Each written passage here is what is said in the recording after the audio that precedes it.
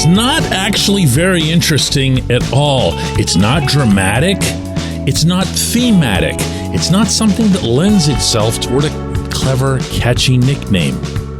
Want to know what's happening here? They're just playing good baseball. Good morning to you.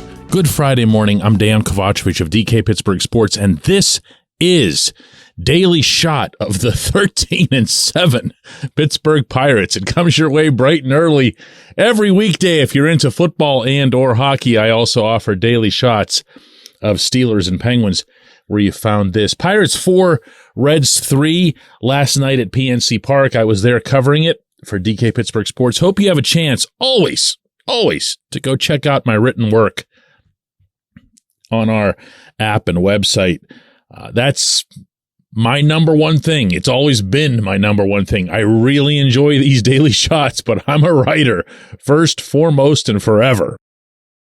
And I'm here to tell you, I'm here to share a preemptive strike, if you will, at anyone who cares to characterize what this team is doing as some sort of cute and cuddly thing. It's not. It's not. Mitch Keller, when I brought this up with him last night, just looked up at me, one eyebrow went up, and just said, yeah, we're good. That was it. That was the entirety of Mitch's feedback on this subject, and it was totally dead on. Connor Joe, a real cerebral type in that clubhouse, when I brought the same thing up with him, said, it's sustainable. Yeah, that's what this feels like. When you're looking at the statistics across the board, when you're looking at even the anecdotal stuff within the game, the double play that Brian Hayes started last night, the way Carlos Santana lunged to his right to spare Ji-hwan Bae from what would have been a really lousy way to kill Key's starting effort there. That's just good baseball. That's not somebody going on a streak or a tear. You know who the top two hitters are on this team? Andrew McCutchen and Brian Reynolds. You know, how fluky is that?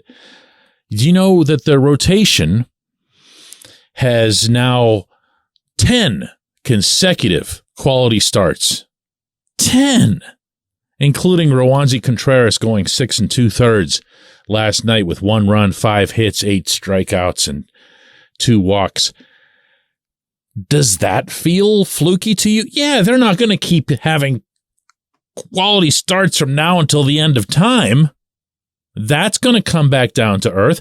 The record itself will come back down to earth. They're not going to finish with 115 wins, which I'm pretty sure is what this current pace is. But look at what's happening. Look at who's making it happen, and look even at the individual histories of these players and ask yourself, what's so out of whack? If this team, this one right now, meaning even without O'Neal Cruz, without G-Man Choi, without JT Brubaker, if this team was playing in another city, in another uniform, nobody would think twice about it. But they're the Pirates. And they've got those 7 letters across the front of their jersey. And they're going to be attached to that. I talked to Carlos Santana about this last night. Santana's now been in 3 very similar situations like this. In Cleveland, where Guardians eventually rose back up into prominence. In Seattle, where the Mariners hadn't made the playoffs in like 1,000 years.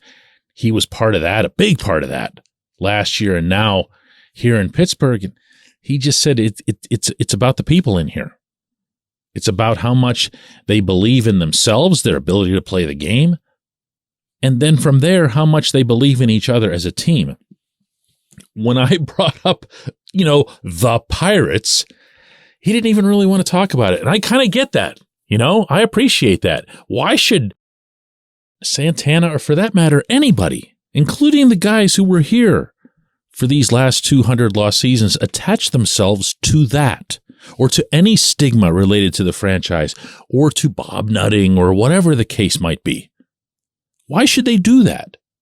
Why shouldn't they just say, hey, here's the 26 to 35 guys, including the ones at the upper crust in Indianapolis, who they know are going to be up at some point this season. Why should those players look at anything other than who they are, who they were in Bradenton for 6 weeks, what they talked about in Florida, how they saw themselves? Why should they be thinking, ooh, we're the Pirates, look at us, we're 13-7. I am here to tell you, my friends, unequivocally, after spending quite a bit of time with this team yesterday, that they aren't wowed by this at all, okay? There's no glassy eyes in there. There's no one going, can you believe this? Look at us. We're awesome. Nobody's doing this. Nobody's even in the solar system of doing this. This is not even like, if you want to compare it to something, when the Pirates swept the Dodgers out in Los Angeles last summer. The team had already gotten off to a terrible start. The Dodgers came with this aura because of the payroll that was way above everybody else's, and they've got Mookie Betts and all these other dudes out there. And the Pirates, as constituted at that time, went in there and just smoked them. 3 straight games, played great. Didn't sustain that, to borrow from the Joe terminology. They weren't that good beforehand. They weren't that good afterward. They had 3 fun days. That's not what this is. That's not what this is. If anything, I'm going to say this one more time. These guys are still missing their most dynamic hitter. They're going to be missing him for quite a while. And they're doing this? Oh my. When we come back, J1Q. This portion of Daily Shot of Pirates is brought to you by our friends at North Shore Tavern. That's directly across Federal Street from PNC Park. It's home of Steak on a Stone, an eating experience, underscoring the word experience. The steak is brought to you partially cooked on an 800-degree stone, and you do the rest. It's a ton of fun, it's a great meal, and it's a baseball atmosphere like no other in Pittsburgh. North Shore Tavern, right across Federal Street from PNC Park. Your front door, your car, your bike, your computer, your gun.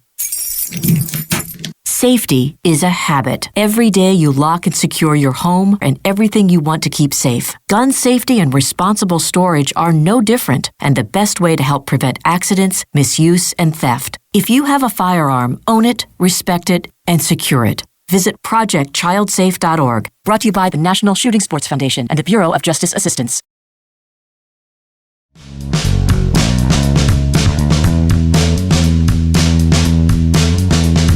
Today's J1Q isn't a J1Q at all, but I love it. Ryan writes, as a season ticket holder, I have had eternal hope for this team for some time. Having spoken to Ben Cherington and Travis Williams a handful of times, my hope has turned to confidence that we're finally on the right path. My 13-year-old daughter goes to every game with me and loves this team and its players, no matter what. But man, getting to watch her watch us play winning baseball has been so wonderful. She goes back and watches videos of the 2013 to 15 teams and the 1990 to 92 teams and is learning the history. This brings me such joy. We know it's a long season. There will be ups and downs, but we're definitely enjoying the moment and feel good about the months to come. Ryan, I've got a couple of things to add. It can't be from a season ticket holder perspective. There is no match. There's no rival, no equal for a season ticket holder's perspective. You're there. You see everything. You feel everything. But I'll tell you, taking the subway over to PNC Park last night from downtown to cover the game and seeing people on the train wearing their Pirates gear and seeing way more people on the train than what you're used to seeing on a Thursday night against the Reds in April. And hearing people around me talk about the coming game, like the matchup. Somebody mentioned that Luke Weaver was starting for Cincinnati. Who the hell knows who Luke Weaver is? I hadn't done any work on him. They were talking about who they were going to be facing. And you could tell that this was just different. I know that what the number was, I don't know, it's 14,000 and change for the attendance. Pay no mind to the overall number. As anyone who knows sports business can attest, when your team takes off, when there's something really positive that happens, even a trade or whatever, there's a 2-week lag on an increase in crowds.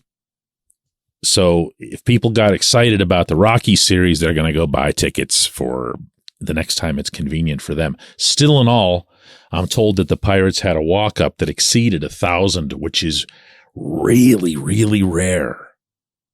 Walk-up means game day. That was interesting.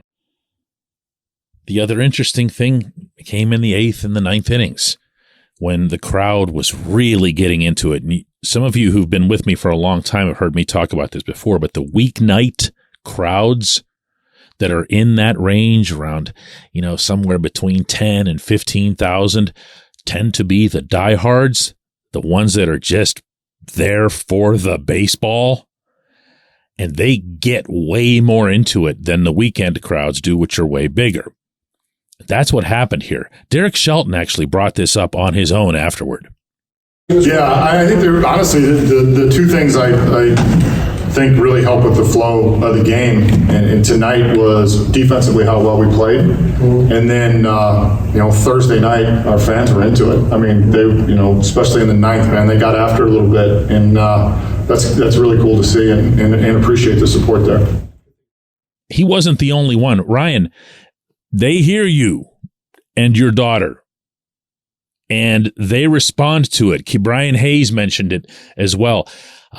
They love having that support. They love having that vocal element behind them, behind what they're doing. It's human nature. But yeah, there's a part of me that wants to say, hey, everybody pump the brakes. It's gonna come back down to earth. It's going to be this. It's going to be that. You know what? No. Go right ahead and enjoy it. Go right ahead and have fun with it. After everything, Ryan, that you and your daughter have been through over the first 3 years of this management's tenure, and of course the last couple of the Neil Huntington management's tenure, yeah, you've earned this. You've earned it. I appreciate I was about to call it a question. It wasn't really a question. I appreciate what you sent this way. I appreciate everybody listening to Daily Shot of Pirates. Again, I want to throw out there that I do have a column on the site today. Go check out dkpittsburghsports.com, and you'll find it right at the top of the page underneath a picture of Connor Joe unsheathing his sword after the 3-run homer last night. Let's do it again Monday, everybody.